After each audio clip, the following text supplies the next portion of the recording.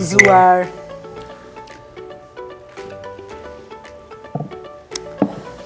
Tani nëse vjen si turist në Puk dhe nuk kthen te Hotel Turizëm Puka për të pirë një birë Puka, zëre se s'ke ardhur fare në Puk, sepse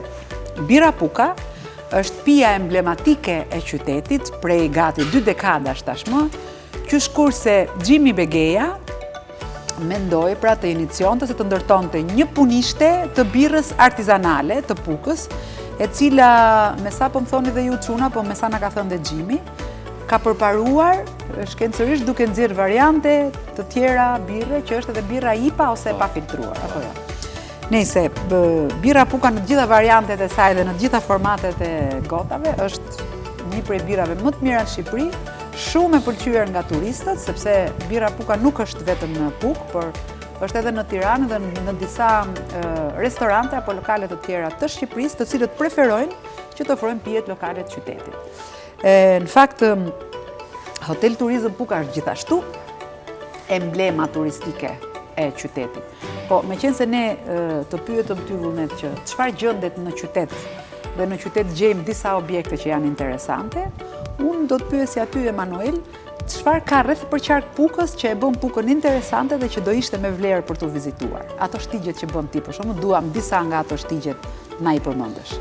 Puka përveç qytetit, siç i përmendi Vullneti, kena disa destinacione turistike, maje,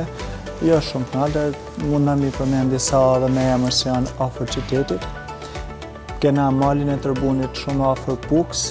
kena Kabashin, kena majën e Murgës, kena malin e Krabit, kena disa shpella, shpellën e zanave sipër Sharretit. Shpella e Kaurit. Shpella e Kaurit në fshatin Lëvësh. Së fundit kena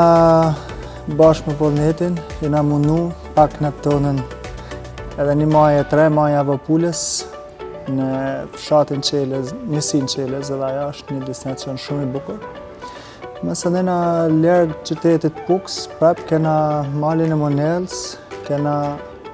majet në radhë. Pyjet e Monellës edhe me qëra fjalla tek pyjet edhe tek zonat e mbrojtura,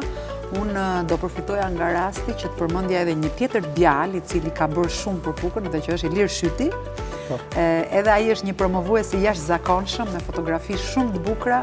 jo vetëm të malit edhe të pyjeve të Monellës, por të ujvarës së Gojanit, për shembull, që është një prej ujvarave më të veçanta në Shqipëri për shkak se ajo ngrin gjatë dimrit. Do me thonë, nuk ngrin ujvara, po ngrin vendi rreth e përqark ujvarës duke kriju atë